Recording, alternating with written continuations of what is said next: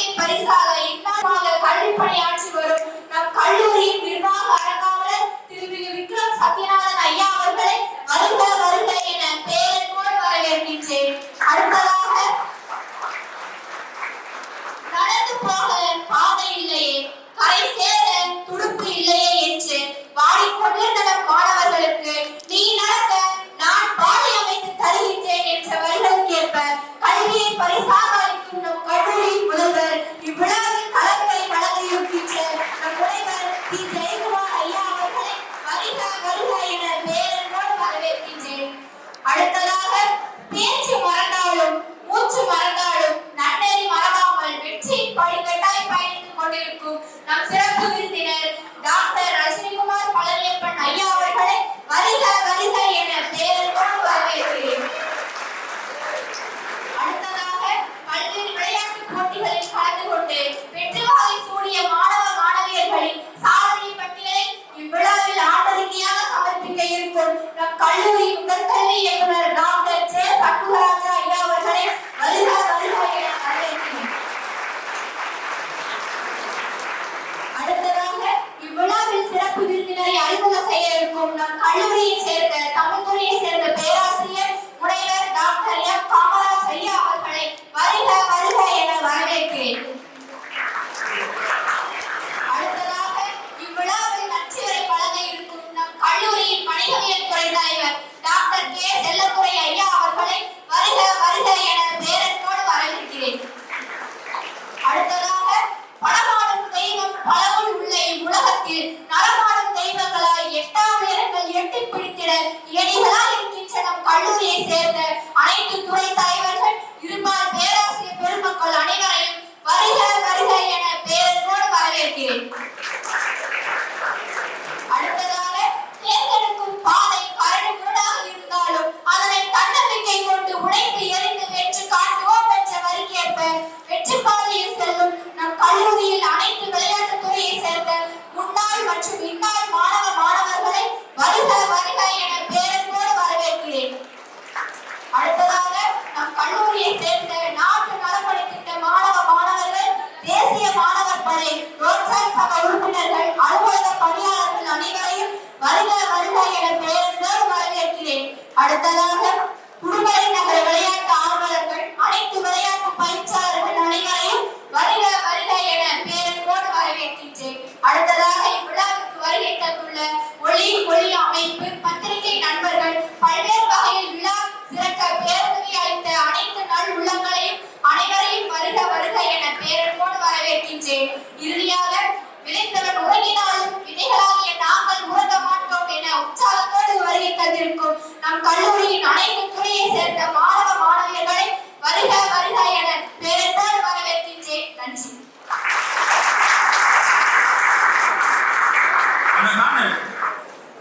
நெறிமுறையில் வரவேற்பு நிலையை வரவேற்க அவர்களுக்கு நன்றியை உரித்தாக்கி வருகின்றோம். தன்னை தானே நெறிப்படுத்தும் தனித்துவம், தம் கடமையை வளப்படுத்தும் தலைமைத்துவம், மாற்று சிந்தனையில் சீர்மை நல்கும் புதுமைத்துவம், நோக்கும் முறையில் வளமை நல்கும் பொதுமைத்துவம், இத்தகைய சிறப்புகளை பெற்று நிர்வாகத்தின் ஒப்புதலோடு, பேராசிரியர்களின் துணையோடு, மாணாக்கர்களின் நம்பிக்கையோடு பல அரிய முயற்சிகளை மேற்கொண்டு வருபவர் நம் கல்லூரி முதல்வர் அவர்கள். இத்தகைய பெருமைமிகு முதல்வர் முனைவர் தி ஜெயக்குமார் ஐயா அவர்களை விழாவிற்கு தலைமையேற்று உரை வழங்கிட அன்போடு அழைக்கின்றேன். It's a great pleasure and honor once again welcome our today's chief guest Dr. Rajinikumar sir for this great occasion, and our secretary Srimati Padmavati Satyanathan Madam, and our college trustee Sri Vikram Satyanathan sir, heads, faculties and students for this Sports Day 2024. This day is a very important day in our life because some of you are winners, some of you are losers. But at last, winning and losing should be treated equally. It is called a sportsmanship. So that should be celebrated. It should not be competed. How the Vidyasagar institution encourages the sports students. This institution has started in the year 1991. From the 1991 onwards, the institution encourages the students to go for sports. Our institution is known for hockey. Whoever talks about the Vidyasagar, they will know that hockey is one of the known game in this Vidyasagar. Based on this, we have won the 3rd prize at the university level. Last year, university level competition has conducted. Vidyasagar College has won the 3rd prize. It shows that how much importance has been given. All this credit goes to the physical director, Dr. Samarajan, and the coaches from the various fields outside the colleges. They have given the coaching for our students. This shows that not only in hockey and also in football and also in basketball, various games, athletic events also.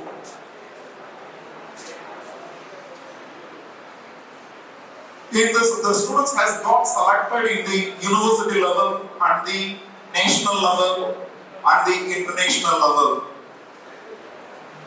Before the chief guest, I would like to show that who of the students has got selected for the university level.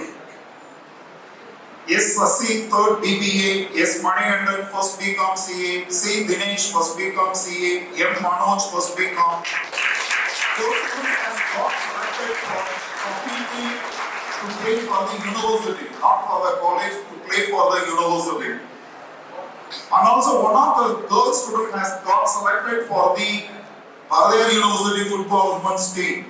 T. Harshavardhani has got selected.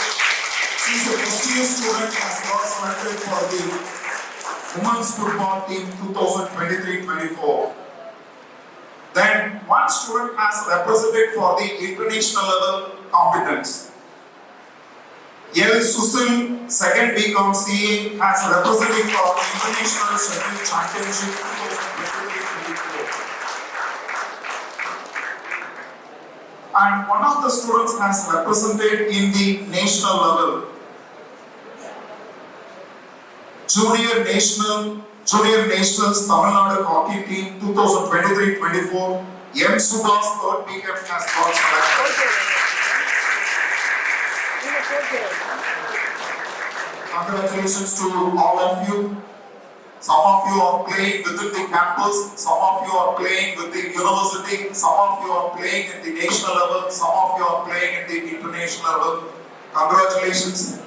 The very important thing is all this leads to a sportsmanship. What is a sportsmanship? It's a teamwork, it is a unity, it is a perseverance. You should have everything. It's called a winning or losing. You should be a win equally. This is called a sportsmanship. In this junction, I would congratulate the physical director and also the coaches from the outside for supporting all our endeavors. Thank you so much for giving this wonderful opportunity. Thank you.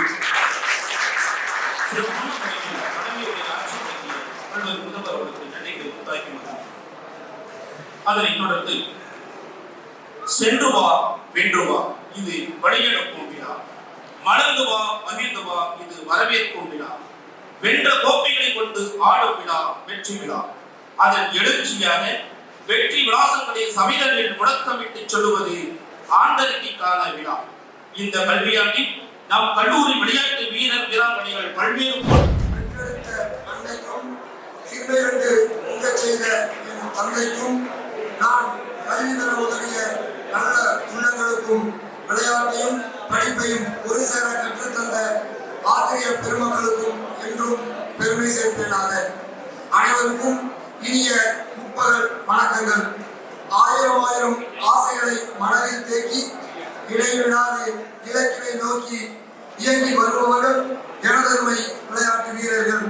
அவர்கள் தடம் பதித்த வெற்றி சுவடுகளை ஆண்டறிக்கையாக சமர்ப்பிப்பதில் பெருமகிழ்ச்சி அடைகின்றேன்.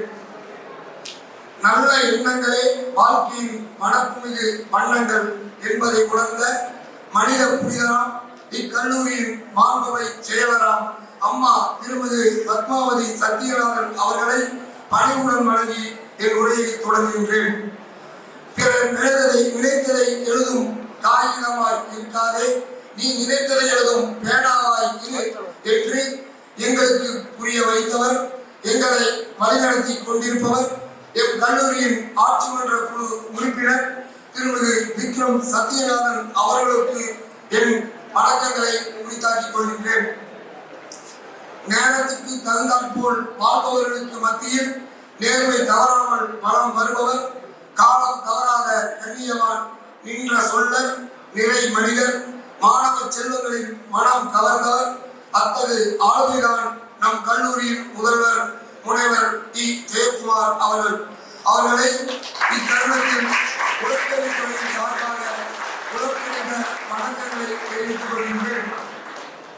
அடுத்ததாக விழாவின் நாயகன், உள்ளுவதெல்லாம் உயர்வுள்ள என்னும் உன்னத நெஞ்சினர், தன்னை வெல்லுவரில்லா வெற்றி பெருந்தகை, சொல்லையும் செயலையும் பிரித்தறியா கடமை வீரர், ஆற்றல் சார் ஆளுமை, பெருமைமிகு பேராசிரியர், நம் சிறப்பு விருந்தினர் முனைவர் ரஜினிகுமார் அவர்களுக்கும் என் அன்பு வணக்கங்கள். வெற்றிகளை பெற்றுக் கொள்பவர்கள், தோல்வியிடம் கற்றுக்கொள்பவர்கள் எம் கல்லூரியின் விளையாட்டுத்துறை மாணவர்கள். அத்தகு மாணவர்கள் சாதித்த சாதனைகளில் ஒரு சிலவற்றை பட்டியலிடுவதில் பெருமகிழ்ச்சி அடைகின்றேன். கால்பந்து போட்டி என வந்துவிட்டால் பார்க்க வேண்டியதை கண்கள் தீர்மானிக்கட்டும், இலக்கு எதுவென கால்கள் தீர்மானிக்கட்டும் என்று நொடிப்பொழுதில் தடம் பதித்தவர்கள் எம் கல்லூரியின் விளையாட்டுத்துறை மாணவிகள். கோவை மாவட்டம் போத்தனூரில் நடைபெற்ற மாநில அளவிலான ஐவர் கால்பந்து போட்டியில் ஃபர்ஸ்ட் BCA மாணவி காவியா மஞ்சரி தலைமையில் கலந்து கொண்டு முதலிடம் பெற்று பதக்கப்பட்டியலை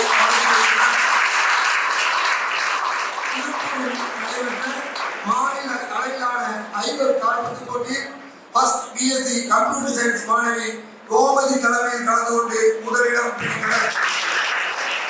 கோவை மாவட்டம் போத்தனூரில் நடைபெற்ற மாநில அளவிலான கால்பந்து போட்டியில் ஃபர்ஸ்ட் BCom மாணவி சந்தியா தலைமையில் கலந்து கொண்டு விளையாடி முதலிடம் பெற்று கல்லூரிக்கு பெற்று சேர்ந்தார்.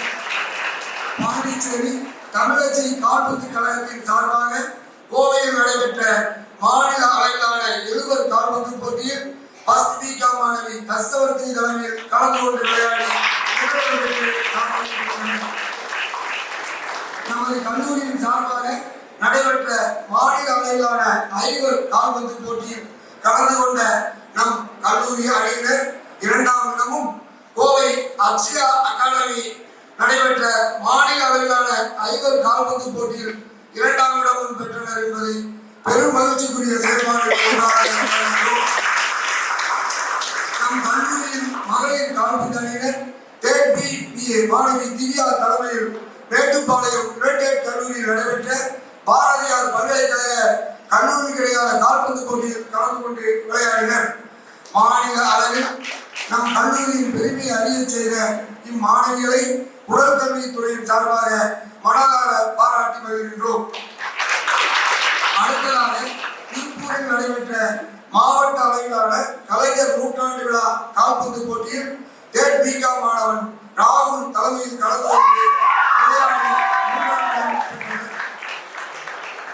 தேர்ட் BCom CA மாணவன் கார்த்தி தலைமையில் கோவை பாரதியார் பல்கலைக்கழகத்தில் நடைபெற்ற பாரதியார் பல்கலைக்கழக கல்லூரிகளுக்கான கால்பந்து போட்டியில் கலந்து கொண்டு விளையாடினர். கோவை AJK கலை அறிவியல் கல்லூரியில் நடைபெற்ற பாரதியார் பல்கலைக்கழக கல்லூரிகளுக்கான வாலிபால் போட்டியில் தேர்ட் BSc கம்ப்யூட்டர் சயின்ஸ் மாணவன் ரியாஸ் தலைமையில் கலந்து கொண்டு அடுத்ததாக தேசிய விளையாட்டாம் ஹாக்கியில் நமது கல்லூரியின் சார்பாக நடத்தப்பெற்ற பாரதியார் பல்கலைக்கழக கல்லூரிகளுக்கான ஹாக்கி போட்டியில் நமது கல்லூரியின் ஹாக்கி அணியினர் ஃபர்ஸ்ட் MCom மாணவன் கவின் தலைமையில் கலந்து கொண்டு பல்கலைக்கழக பல்கலைக்கழக அளவில் 3ஆம் இடம் பெற்று கல்லூரிக்கும் உடற்கல்வித்துறைக்கும் பெருமை சேர்த்தனர் என்பதை பெரும் மகிழ்ச்சியுடன் தெரிவித்துக் கொள்கின்றேன்.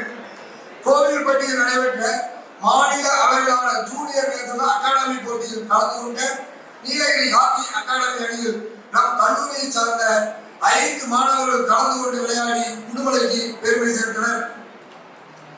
இந்திய ஹாக்கி சங்கத்தின் சார்பாக சென்னையில் நடைபெற்ற ஆசிய கோப்பைக்கான ஹாக்கி போட்டியில் தமிழகத்தில் எத்தனையோ கல்லூரிகள் இருந்தாலும் நம் கல்லூரியை சார்ந்த 5 வீரர்கள் ஆல் இந்தியராக பணியாற்றும் வாய்ப்பினை பெற்று போட்டி தொடங்கியதிலிருந்து போட்டி நிறைவேறும் வரை சிறப்பான சேவை செய்ய வேண்டும் என்று நாம் வீரர்கள் அனைவரையும் இந்த நல்ல நாளில் வாழ்த்தி மகிழ்கின்றோம். கோவை ஏஜேஜே கலை அறிவியல் கல்லூரியில் நடைபெற்ற பாரதியார் பல்கலைக்கழக கல்லூரிக்கு இடையிலான ஆண்களுக்கான கபடி போட்டியில் தேர்ட் பிஎஸ்சி கம்ப்யூட்டர் சயின்ஸ் மாணவன் விஸ்வா தலைமையில் கோவை இந்துஸ்தான் கலை அறிவியல் கல்லூரியில் நடைபெற்ற பாரதியார் பல்கலைக்கழக கல்லூரிக்கு இடையிலான ஷட்டில் கார்க் போட்டியில் செகண்ட் பிகாம் சிஏ மாணவன் சுசில் தலைமையில் கலந்து கொண்டு விளையாடி சிறப்பித்தனர். தேர்ட் பிகாம் சிஏ மாணவன் தீபக் தலைமையில் நம் கல்லூரியின் அத்லெட்டிக் அணியினர் கோவை நேரு விளையாட்டு அரங்கில் நடைபெற்ற பாரதியார் பல்கலைக்கழக கல்லூரிக்கு இடையிலான அத்லெட்டிக் சாம்பியன்ஷிப் போட்டியில் கலந்து கொண்டு விளையாடினர். அடுத்ததாக மாவட்ட அளவிலான போட்டி தேனியில் நடைபெற்ற மாவட்டங்களுக்கு இடையேயான ஜூனியர் ஸ்டேட் ஹேண்ட்பால் போட்டியில் நம் கல்லூரியை சார்ந்த ஃபர்ஸ்ட் பிஎஸ்சி ஐடி மாணவன் அன்பு நிதிஷ்குமார் திருப்பூர் மாவட்டத்தின் சார்பாக கலந்து கொண்டு விளையாடி கல்லூரிக்கு பெருமை மாவட்ட அளவில் பறைசாற்றினார். அதே மாணவன் ஈரோட்டில் நடைபெற்ற மாவட்டங்களுக்கு இடையிலான ஹேண்ட்பால் போட்டியில் திருப்பூர் மாவட்டத்தின் சார்பாக கலந்து கொண்டு விளையாடினார். அடுத்ததாக பல்கலைக்கழக அளவிலான போட்டி மங்கையராய் பிறப்பதற்கு நல்ல மாதவம் செய்திடல் வேண்டுமம்மா என்ற கவிமணியின் வரிகளுக்கேற்ப கேலிக்கட் பல்கலைக்கழகத்தில் நடைபெற்ற தென்மண்டல பல்கலைக்கழகங்களுக்கு இடையிலான மகளிர் கால்பந்து போட்டியில் கலந்து கொண்ட கோவை பாரதியார் பல்கலைக்கழக கால்பந்து அணியில் முதல் முறையாக நமது கல்லூரியைச் சேர்ந்த ஃபர்ஸ்ட் பிகாம் மாணவி ஹர்ஷவர்தனி பங்கேற்று விளையாடி கல்லூரியின் பெருமையை பல்கலைக்கழக அளவில் உச்சரிக்க செய்தார் என்பது பெருமைக்குரிய செயலாகும். இவற்றிற்கெல்லாம் அணிவகுப்பாய் திருச்சி பாரதிதாசன் பல்கலைக்கழகத்தில் தென்மண்டல பல்கலைக்கழகங்களுக்கு இடையே நடைபெற்ற ஹாக்கி போட்டியில் கலந்து கொண்ட கோவை பாரதியார் பல்கலைக்கழக ஹாக்கி அணியில் நமது கல்லூரியைச் சேர்ந்த தேர்ட் பிபிஏ மாணவன் சசி, ஃபர்ஸ்ட் பிகாம் மாணவன் மனோஜ், ஃபர்ஸ்ட் பிகாம் சிஏ மாணவர்களான தினேஷ் மற்றும் மணிகண்டன் ஆகியோர் பங்கு பெற்று விளையாடி கல்லூரிக்கு பெருமை சேர்த்தனர். அடுத்ததாக தேசிய அளவிலான போட்டி ஒரிசா மாநிலம் ரூர்கேலாவில் நடைபெற்ற மாநிலங்களுக்கு இடையேயான ஜூனியர் நேஷனல் ஹாக்கி போட்டியில் கலந்து கொண்ட தமிழக அணியில் தேர்ட் பிகாம் மாணவன் சுபாஷ் கலந்து கொண்டு விளையாடி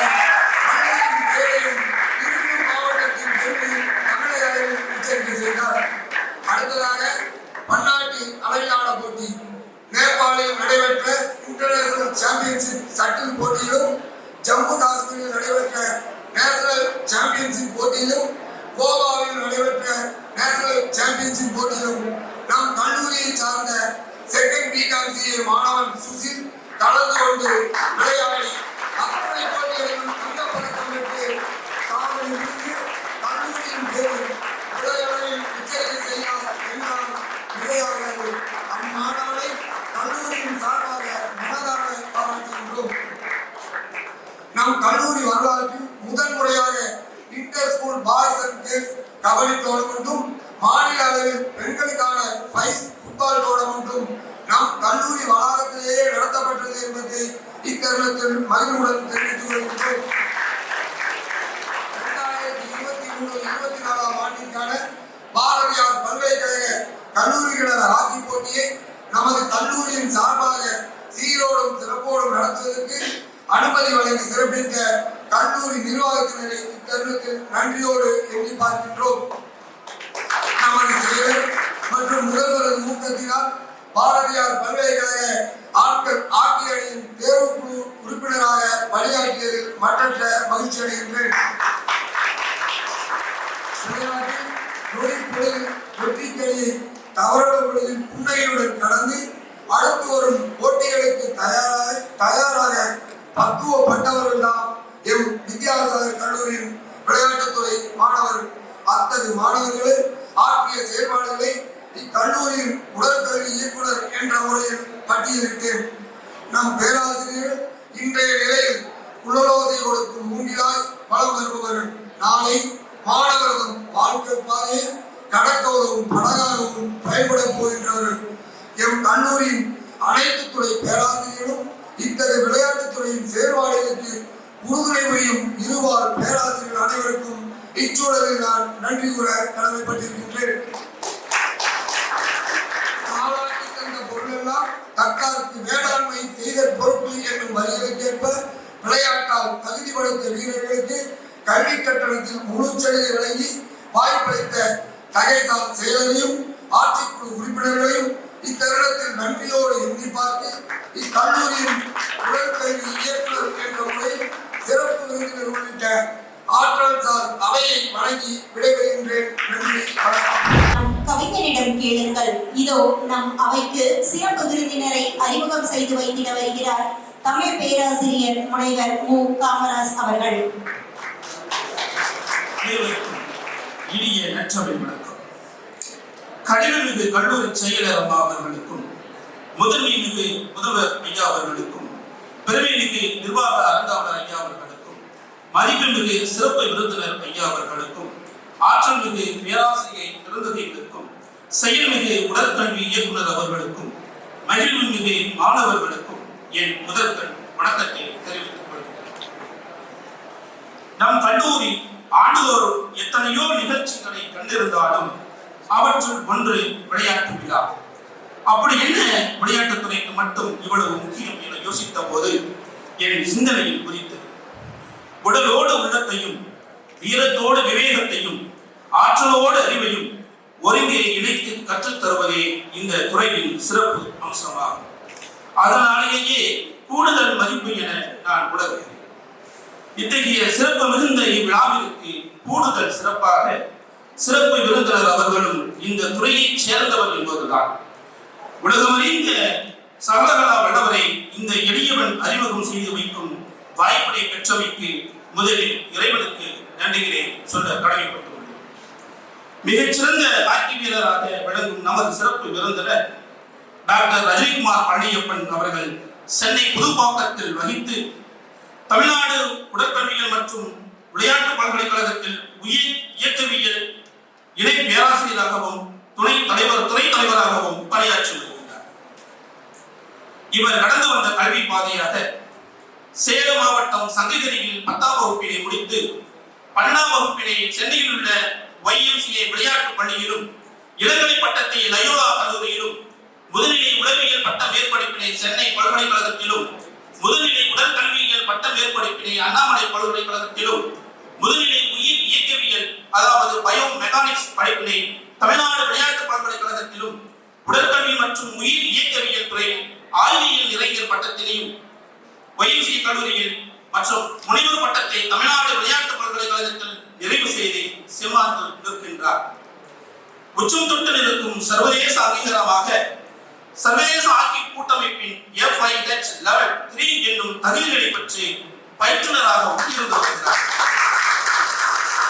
அமெரிக்காவின் சர்வதேச மனித தர அளவியல் மற்றும் வானொலியியல் நிபுணர் குழு பரிந்துரை செய்த தகுதிகளை சான்று பெற்று பயிற்றுனராக இருந்து வருகிறார். தற்போது தமிழ்நாடு மாநில திட்டக்குழுவில் இருந்து ரூபாய் 13,09,00,000 நிதி நல்கி பெற்று தெற்காசிய அளவிலான மிகச்சிறந்த பயோ மெக்கானிக்ஸ் அதாவது ஆய்வகத்தை உருவாக்கி தன் கட்டுப்பாட்டில் வைத்திருக்கின்றார்.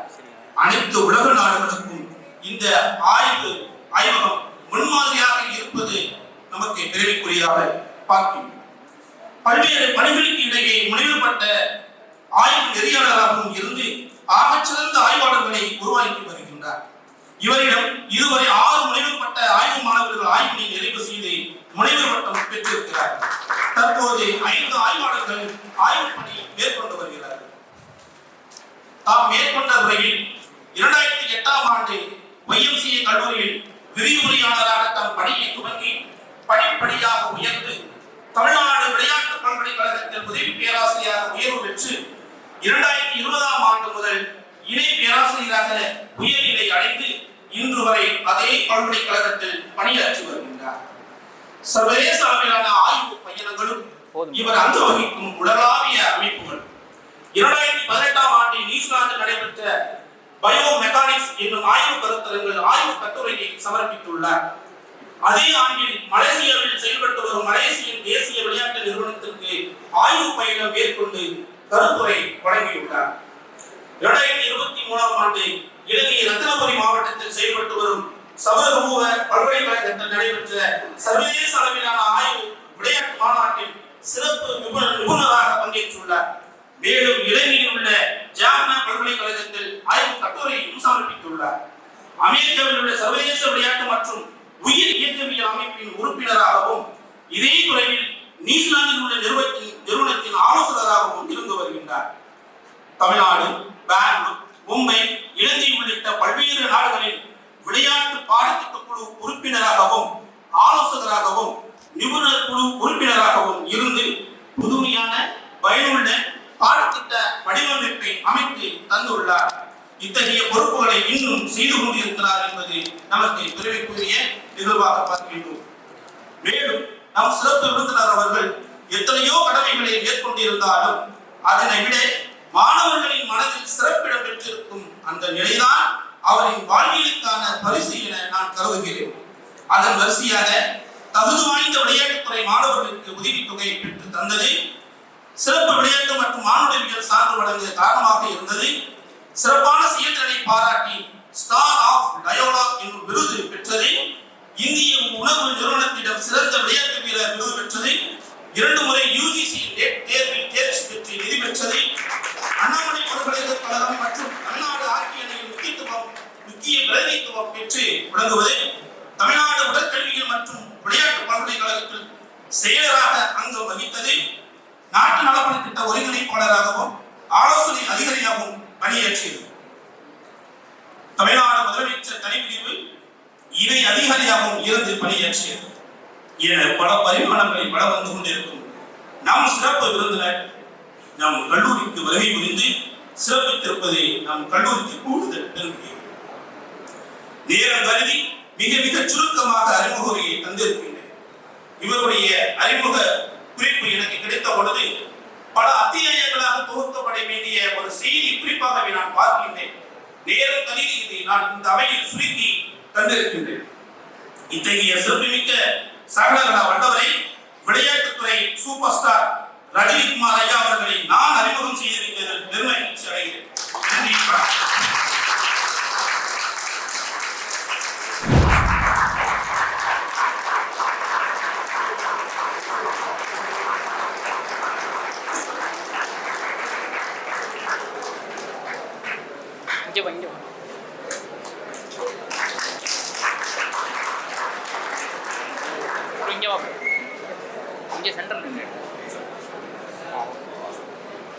சிறப்பு செய்தமைக்கும் சிறப்பு பெற்றமைக்கும் நன்றிகளை உரித்தாக்கி மகிழ்கின்றோம். திரு வித்யாசாகர் ஐயா மற்றும் சத்யநாதன் ஐயா அவர்கள் பாதம் தொட்டு வணங்கி இன்று தாயாய் நின்று வழிநடத்திக் கொண்டிருக்கின்ற திருமதி சத்யநாதன் அவர்களுக்கும் இந்த கல்லூரியை எந்த காரணத்திற்காக நிறுவினார்களோ அதை செம்மையாக கொண்டு சென்று கொண்டிருக்கக்கூடிய திரு விக்ரம் ஐயா அவர்களுக்கும் இந்த கல்லூரியை முதல்வனாக நின்று எல்லோரையும் வழிநடத்திக் கொண்டிருக்கின்ற முனைவர் திரு ஜெயக்குமார் ஐயா அவர்களுக்கும் இன்றைய விழா நாயகன் உடற்கல்வி இயக்குனர் திருவாளர் சண்முகராஜா அவர்களுக்கும் மற்றும் வித்யாசாகர் கல்லூரியின் தூண்களாக விளங்கிக் கொண்டிருக்கின்ற எல்லா பேராசிரியர்களுக்கும் மற்றும் வெறும் கட்டிடங்கள் மற்றும் கல்லூரியாகாது அது கல்லூரியாக இருக்க வேண்டுமானால் அங்கே உயிர் நாடி வேண்டும். உயிராக இருக்கக்கூடிய இந்த கல்லூரிக்கு உயிர் கொடுத்து கொண்டிருக்கக்கூடிய அன்பார்ந்த மாணவ செல்வங்களுக்கு என்னுடைய கனிவான மற்றும் கனிவான வணக்கத்தை தெரிவித்துக் கொள்கின்றேன். ஸோ எப்பெல்லாம் வித்யாசாகர் கல்லூரிக்கு கூப்பிடுறாங்களோ அப்போ சில டைம் வந்து நான் ரொம்ப சந்தோஷமா தான் நான் வருவேன். ஏன்னா இந்த கல்லூரிக்கும் எனக்கும் உள்ள தொடர்பு பார்த்தீங்க அப்படின்னா ரொம்ப நெருக்கமானது. நான் கிட்டத்தட்ட ஒரு 15 ஆண்டுகள மேல இங்க இருக்கக்கூடிய நண்பர்கள் இருக்காங்க, ஆசிரியர்கள் இருக்காங்க. இன்னும் அந்த ஆசிரியர்கள் இங்கதான் இருக்காங்க. அப்படின்னா என்ன அர்த்தம் அப்படின்னா, ஒண்ணு அந்த ஆசிரியர்களுக்கும் இந்த கல்லூரிக்கும் உள்ள அந்த தொடர்பு ஒண்ணு. ரெண்டாவது அந்த ஆசிரியர்களுடைய உண்மை தன்மை நான் சொல்றேன். இப்போ கோயம்புத்தூர் அப்படின்னு சொன்னாலே வந்து நிறைய கல்லூரிகள் இருக்கு. அப்ப அந்த கல்லூரிகள் எல்லாமே வந்து ஒரு போட்டி மனப்பான்மையோட இன்னைக்கு வந்து எப்படி நாங்க வந்து மாணவர்களை உருவாக்குறோம், அவங்கள வந்து நிறைய அட்மிஷன் உள்ள கொண்டு வரணும் அப்படின்னு போட்டி போட்டு இருக்கக்கூடிய காலகட்டத்தில் இப்ப நான் பணி செய்வது ஒரு அரசு பல்கலைக்கழகம், தமிழ்நாடு மாநில அரசாங்கத்தில் இருக்கக்கூடிய ஒரு யூனிவர்சிட்டி. அப்போ நான் அப்படிதான் பாக்குறேன். ஒரு வித்யாசாகர் கல்லூரியும் ஒரு அரசு கல்லூரி மாதிரி தான் நான் பாக்குறேன். ஏன்னா இந்த மாதிரி ஒரு கல்லூரி அல்லது எங்களுடைய பல்கலைக்கழகத்துல மக்களுடைய எதிர்பார்ப்பு என்னவா இருக்குன்னா, பிரம்மாண்டம் எதிர்பார்ப்பாங்க. என்ன பிரம்மாண்டம் எதிர்பார்ப்பாங்க அப்படின்னு பாத்தீங்கன்னா, சங்கர் மாதிரி பிரம்மாண்டமா இருக்கும் அப்படின்னு எதிர்பார்ப்பாங்க. ஆனா பட்ஜெட் எப்படி இருக்குன்னா ராமநாராயண் பட்ஜெட் தான். அப்போ என்ன அப்படின்னா, மற்ற கல்லூரிகளை கம்பேர் பண்ணும்போது ஃபீஸ் அப்படிங்கும் போது குறையும். ஆனா நிறைய விஷயங்கள் இங்க நீங்க எடுத்துட்டு போக முடியும். அப்போ இந்த விளையாட்டு விழா அப்படின்னு நம்ம பர்டிகுலரா இங்க வரணும் அப்படின்னாக்க, இந்த விளையாட்டு விழா ஏன் சார் டெய்லி விளையாடுறது இல்லையா? அதுக்கு என்ன ஒரு விளையாட்டு விழா? பிறந்த நாள் விழா இருக்கு, விளையாட்டு விழா இருக்கு இல்லையா? அப்ப டெய்லி தான் நம்ம பிறக்கிறோம். காலையில படுக்கையில இருந்து எதிர்ச்சிட்டோம்னா நீங்க நம்ம பிறந்த நாள் தான். உயிரோட வந்து எதிர்த்து பார்க்கறோம் அப்படின்னா அதுக்கு பிறந்த நாள் தான்.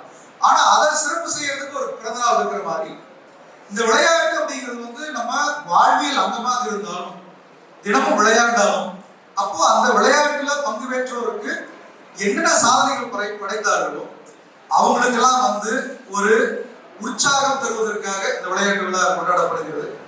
அந்த விழாவுக்கு என்னை அழைத்தமைக்கு என்னுடைய மனதார நன்றியை நான் தெரிவிச்சுக்கிறேன் கல்லூரி நிர்வாகத்துக்கு. இப்போ ஒரு சின்ன ஒரு விஷயம் நான் சொல்றேன். என்ன அப்படின்னா, இன்னைக்கு எல்லா கல்லூரியுமே வந்து ஒரு டிகிரி கொடுக்குறோம் இல்லையா? எதுக்காக அந்த டிகிரி கொடுக்குறோம் அப்படின்னு பாத்தீங்க அப்படின்னா, வேலை வாங்குறதுக்கா இல்ல சமுதாயத்துல ஒரு நல்ல மனிதன் உருவாக்குறதுக்கா? டிகிரிங்கிறது அந்த டிகிரி கொண்டு போய் காமிச்சீங்கன்னா எங்கேயாவது ஒரு வேலை கிடைக்கும், சம்பளம் வாங்கிக்கலாம். அப்புறம் கொஞ்சம் வருஷம் ஒர்க் பண்ணீங்கன்னா நிறைய காசு சம்பாதிக்க முடியும். உங்களுக்கு தேவையான அடிப்படை வசதி, வீடு வாங்கிக்கலாம், கார் வாங்கிக்கலாம், கொஞ்சம் பணம் சேமிச்சுக்கலாம், நீங்க நினைச்சதை செய்யலாம். பட் இது மட்டும்தான் வாழ்க்கையா அப்படின்னா, இந்த கல்வி அப்படிங்கிறது வந்து ஒரு மனிதனை உருவாக்குவதற்காகத்தான் இந்த கல்வி கூடங்கள் இருக்கின்றன. அப்ப இங்க வெறும் பட்டத்தை மட்டும் வாங்கிட்டு போறீங்களா அல்லது ஒரு சிறந்த மனிதனாக வெளியேறுகின்றீர்களா அப்படின்னா, வித்யாசாகர் கல்லூரி வந்து ஒரு நல்ல மனிதர்களை உருவாக்குதுங்கிறத எந்த ஐயப்பாடும் இல்லை. அதுக்கு உண்டான இந்த விளையாட்டுங்கிறதே எனக்கு சாட்சி தான். அப்போ என்ன அப்படின்னு பாத்தீங்கன்னா, ஈன்ற பொழுதிலும் தன் மகனை சான்றோன் என கேட்ட தாய் அப்படின்னா, சான்றோன் என்ன தம்பி சொல்லுங்க, ஜாலியா பேசுவோம் எல்லாரும் இல்லையா? சான்றோன் அப்படின்னா என்ன உங்களுக்கு என்ன புரிஞ்சுதோ சொல்லுங்க. சான்றோன் ஏன்னா நீங்க வந்து உட்காரும்போது பயமா இருக்கு. ஏன்னா தமிழ் பயங்கரமா இருக்கும். வித்யாசாகர் கல்லூரியில அதான் வரும்போதே சொன்னேன், இந்த பாருங்க பயோடேட்டாலாம் கேட்டீங்கன்னா கம்மியா எடுத்துக்கங்க அப்படின்னா, ஏன்னா நம்ம எழுதி வச்சிருவாங்க உட்கார வச்சு நிறைய பேசி நம்மளை புகழ்ந்து பண்ணிடுவாங்க. சான்றோன் அப்படின்னா ஏதாவது ஐடியா இருக்கா? சான்றோன் அறிவாளின்னு சொல்லலாம் இல்லையா? அப்போ ஒரு தாய் தன் மகனை 10 மாதம் சுமந்து அந்த தாய்க்கு வந்து எந்த ஒரு நிகழ்வு வந்து பேரானந்தமா இருக்கும், வாழ்க்கையின் பேர மகிழ்ச்சியா இருக்கும் அப்படின்னு பாத்தீங்கன்னா, அந்த குழந்தை சுகப்பிரசவமா ஆகும்போதுதான், அந்த குழந்தை முதலாக வந்து அம்மா வந்து பார்க்கும்போதுதான் அந்த அம்மாவுக்கு பெரிய மகிழ்ச்சி.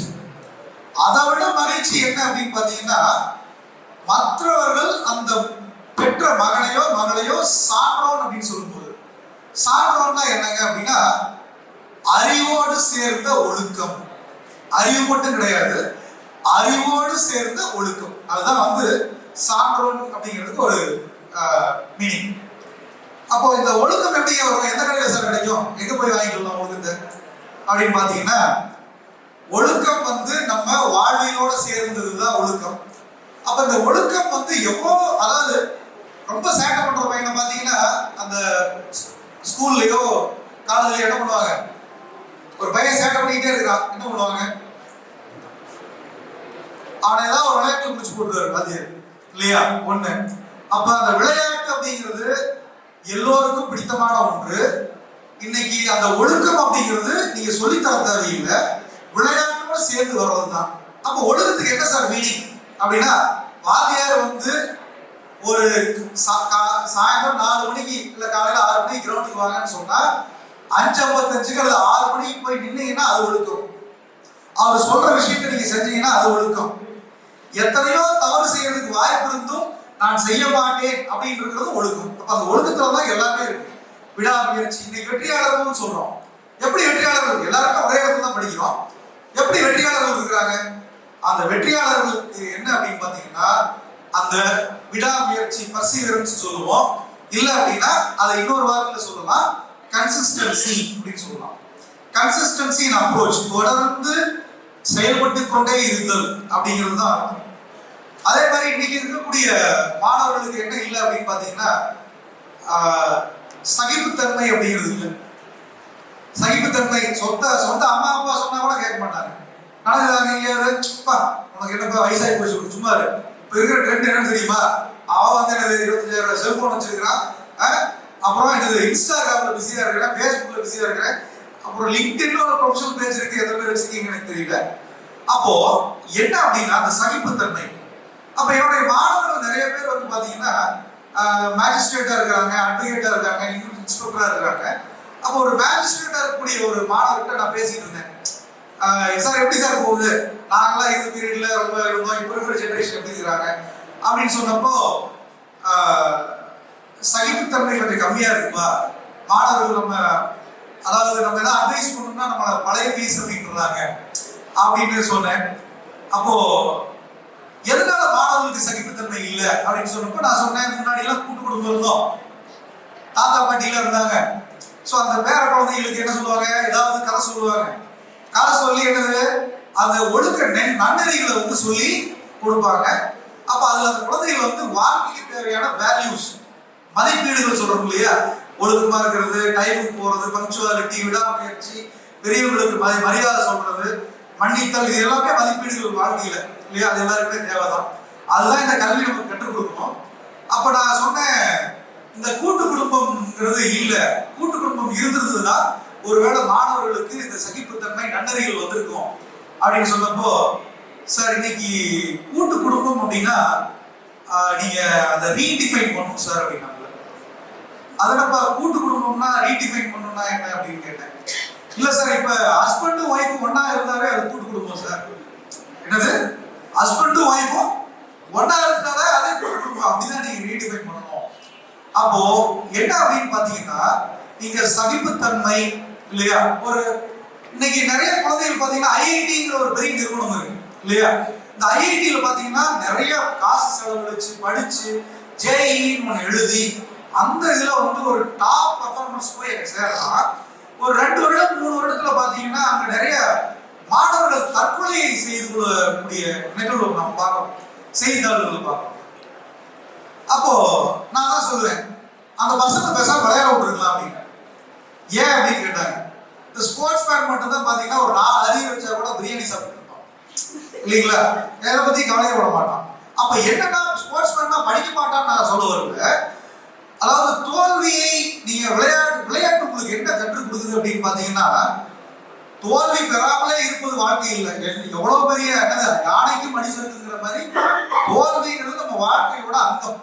ஆனால் ஒவ்வொரு முறை தோல்வியும் போதும் மறுபடியும் எழுந்து ஓடுவதற்கான அந்த உத்வேகத்தை கொடுக்கறது மட்டும்தான் விளையாட்டு. அந்த பாடத்தை சொல்லி கொடுக்கறது விளையாட்டு. அந்த விளையாட்டு வந்து பாத்தீங்கன்னா அது எந்த துறைக்கு நீங்க போனீங்கனாலும் நீங்க அந்த எந்த தோல்வி வந்தாலும் தன்னை முன்னெடுத்து அடுத்தது போயிட்டே இருப்பீங்க. ஏன் அப்படி சொல்றோம்னா, ஒரு போட்டியில தோத்துட்டீங்கன்னா ஒரு ஷூ எடுத்து பரமால வச்சுட்டு அப்பா எனக்கு விளையாட்டு சம்மந்தம் யாரும் போறது இல்லை.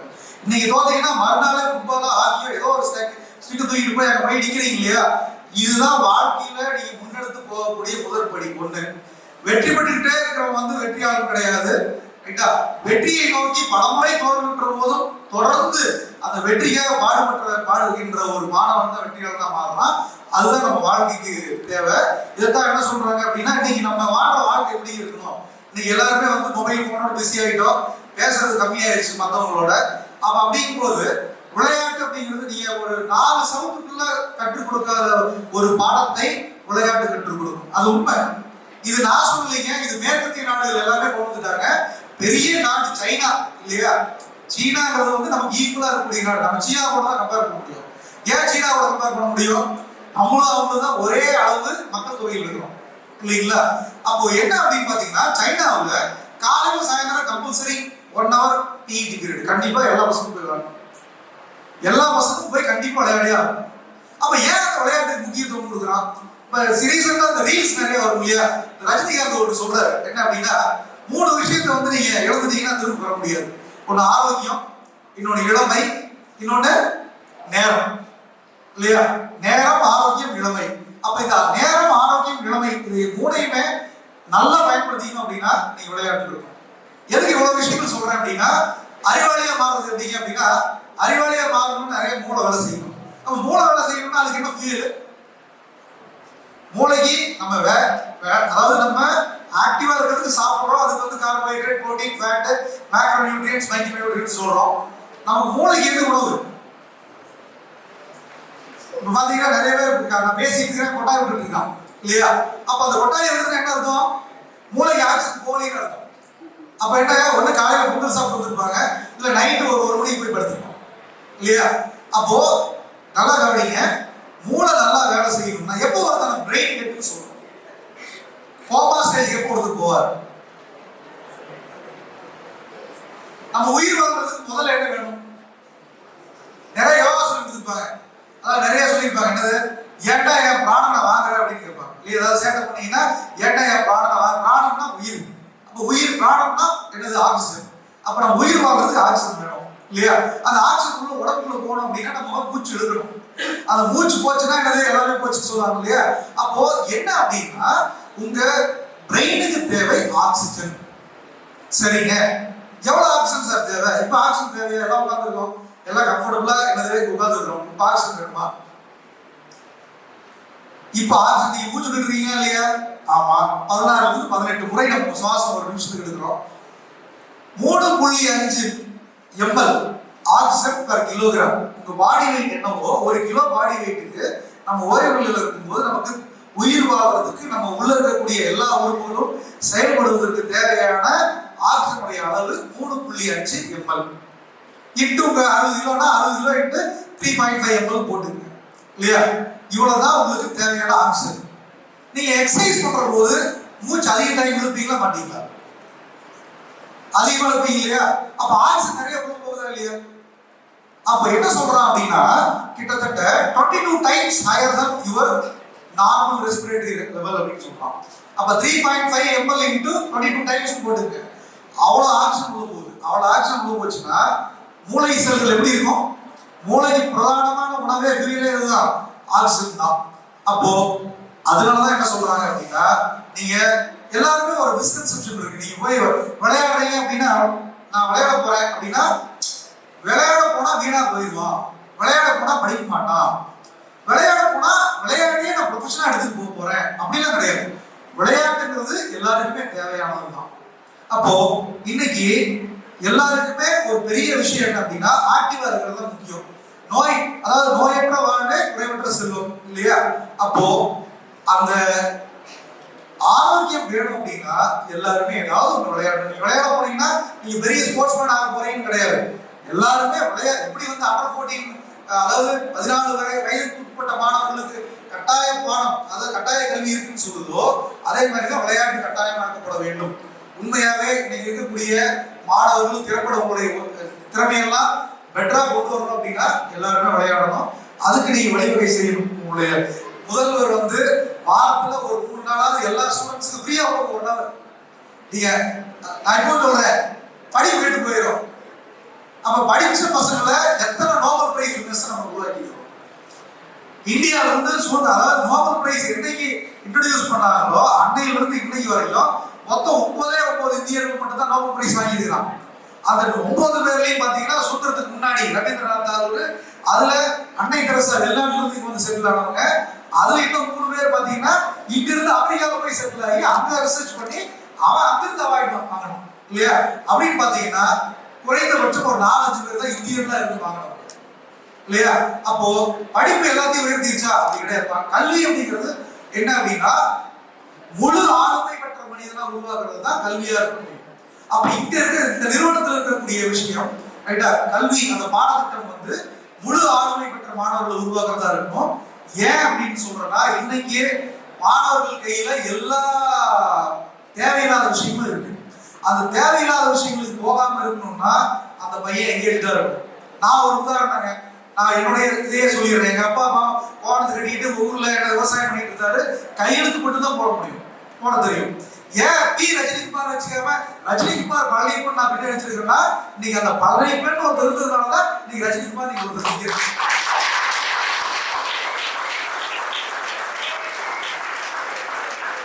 அப்போ என்ன அப்படின்னா ஊர்ல கத்திரிக்காய் உடைச்சிட்டு இருக்கிறோம் ரைட்டுங்களா, தோட்டத்துல கத்திரிக்காய் போட்டுருக்கோம், காலையிலேயே போய் பொறிக்கணும். அப்ப அப்பா அம்மா எல்லாருமே போய் கத்திரிக்காய் பொறிச்சிட்டு இருக்கிறோம். ஒரு போஸ்ட்மேன் கொண்டு வராரு, என்னன்னா மகனுக்கு 11ஆம் வகுப்புல சென்னையில விளையாட்டு விடுதியில என்னது அட்மிஷன் கிடைச்சிருக்கு அப்படின்னு கொண்டு வராரு. அப்போ இங்க இருந்து என்ன சென்னைக்கு அன்னைக்கு 45 ரூபா சங்ககிரியில இருந்து சென்னைக்கு போறதுன்னா 45 ரூபா டிக்கெட்ல சென்னைக்கு என்ன கொண்டு போய் சேர்த்தது எதுன்னு பாத்தீங்கன்னா என்னது அந்த விளையாட்டு தான் இல்லையா. இன்னைக்கு நான் உங்களுக்கு முன்னாடி நிக்கிறதுக்கு காரணம் விளையாட்டு தான்.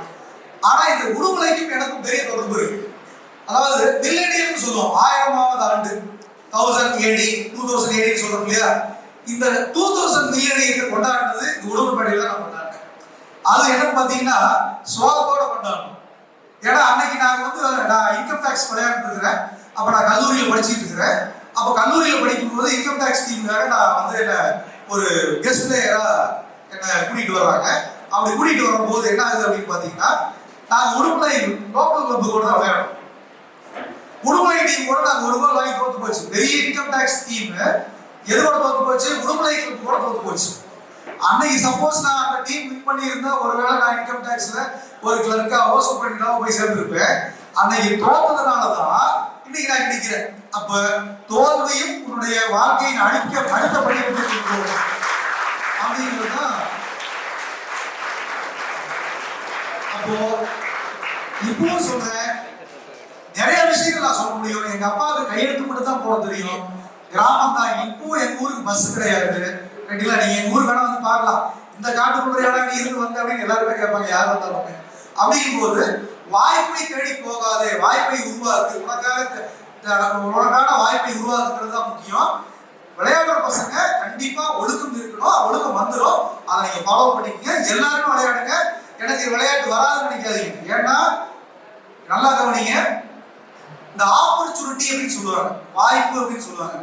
இப்ப பேப்பர்ல பாப்பீங்க ஐஐடி மாணவர்கள் ரைட்டா வருடத்திற்கு 2 கோடி 3 கோடி சம்பளத்தில் வேலை வாய்ப்பு பெற்றார்கள் அப்படின்னு சொல்லுவாங்க. ஏன்னா அங்க நிறைய பேர் கேம்பஸ் வரலாம். ஐஐடி ஸ்டூடெண்ட்டை விட பெட்டர் ஆப்பர்ச்சுனிட்டி அல்லது அறிவுள்ள பையன் இருப்பான்.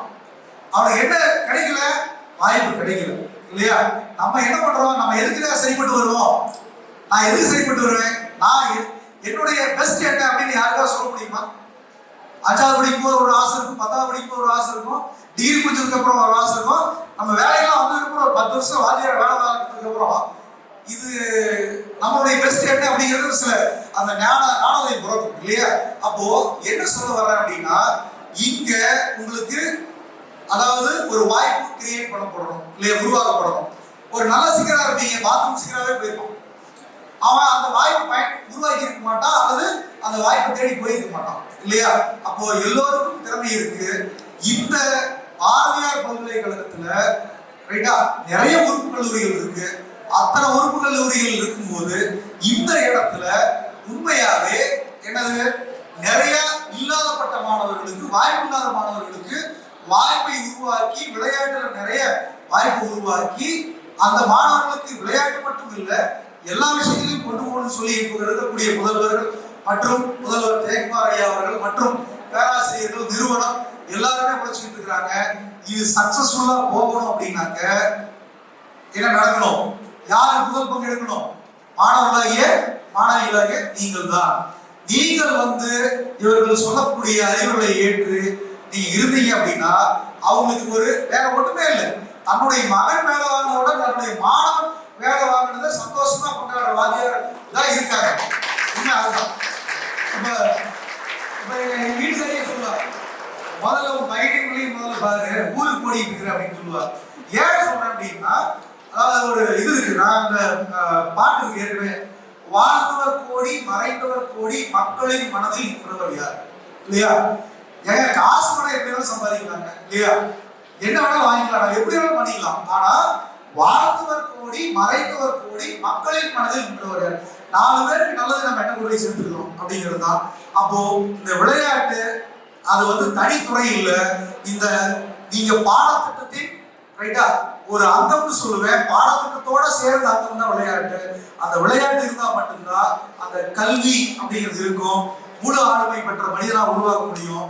அப்ப இந்த தருணத்துல இந்த விளையாட்டு 33வது வித்யாசாகர் கல்லூரியின் விளையாட்டு விழாவுக்கு என்னை அழைத்து பெருமை செய்தமைக்கும், வாய்ப்பு கொடுத்தமைக்கும் கல்லூரி நிர்வாகத்திற்கும், பேராசிரியர்களுக்கும், முதல்வருக்கும், குறிப்பாக என்னுடைய நண்பர்கள் மற்றும் சண்முகராஜ் ஐயா அவர்களும் நன்றி கூறி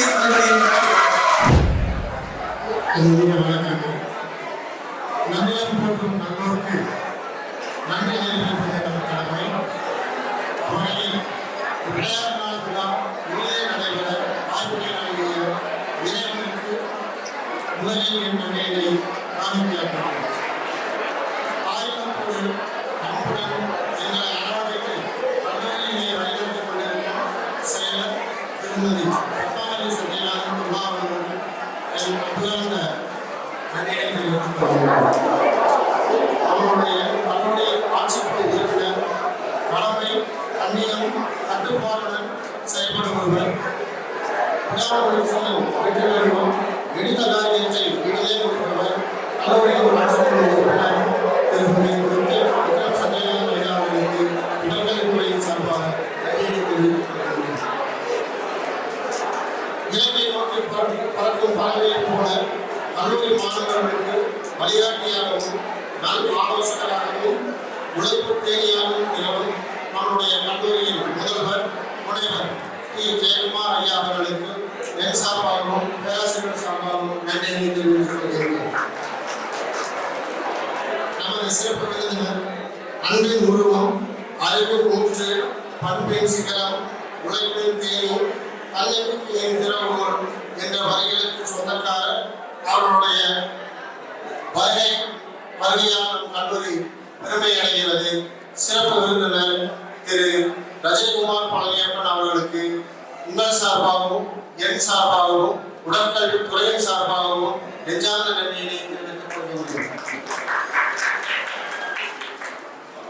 அடுத்தபடியாக ஆண்டறிக்கை வாசித்து அமர்ந்திருக்கும் பண்பாளர், உயர்ந்த உள்ளம் கொண்டவர், உதவுவதில் கண்ணன் கொண்டவர், சுறுசுறுப்பில் தேனியை கொண்டவர், சிறந்த வழிகாட்டி, உடற்கல்வி இயக்குனர் முனைவர் ஜே. சண்முகராஜா அவர்களுக்கு மாணவர்கள் சார்பாகவும் என் சார்பாகவும் நன்றியினை தெரிவித்துக் கொள்கிறேன். மேலும் இக்கல்லூரி மாணவர்களின் உயர்வுக்கு சிறந்த வழிகாட்டிகளாகவும் நெறியாளர்களாகவும் பயிற்சியாளர்களாகவும் திகழ்ந்து பல வருடங்களுக்காக நம்முடைய கல்லூரிக்கு உதவி கொண்டிருக்கும் திரு ராஜசேகர் ஹாக்கி கோச், திரு ராம் பிரகாஷ் ஹாக்கி கோச், திரு ரவிச்சந்திரன் கபடி கோச், திரு ஜெரி முன்னாள் மாணவர், இங்கே வந்து விழாவை சிறப்பித்த முனைவர் சுஜாதா அவர்கள், ஜிவிஜி மகளிர் விசாரணை கல்லூரியின் உடற்கல்வி இயக்குனர் திரு பிரபாகரன், திருமதி ரேவதி, திரு காளிராஜ் அவர்கள், சீனிவாசா வித்யாலயாவின் உடற்கல்வி ஆசிரியர்கள், இங்கே வந்து நம்மளை சிறப்பித்த சிறப்பு தலைமை காவலர் திரு பாலகிருஷ்ணன் அவர்கள், முன்னாள் மாணவர் நாகராஜன் அவர்கள், வாலிபால் கோச் ஸ்ரீனிவாசன் அவர்கள், மகளிர் ஃபுட்பால் கோச் திரு கதிரவன் அவர்கள், அவர்களுக்கு கல்லூரியின் சார்பாக எங்கள் நெஞ்சார்ந்த நன்றியை தெரிவித்துக் கொள்கின்றோம். மேலும் பல்துறை துறை தலைவர்கள் அவர்களுக்கும் பல்துறை பேராசிரியர் பெருமக்களுக்கும் வெற்றி வாய்ப்பை சூடிய மாணவ செல்வங்களுக்கும் என் சார்பாகவும் உடற்கல்வி துறை சார்பாகவும் நெஞ்சார்ந்த நன்றியை தெரிவித்துக் கொண்டு நன்றி வருகின்றேன். நன்றி, வணக்கம்.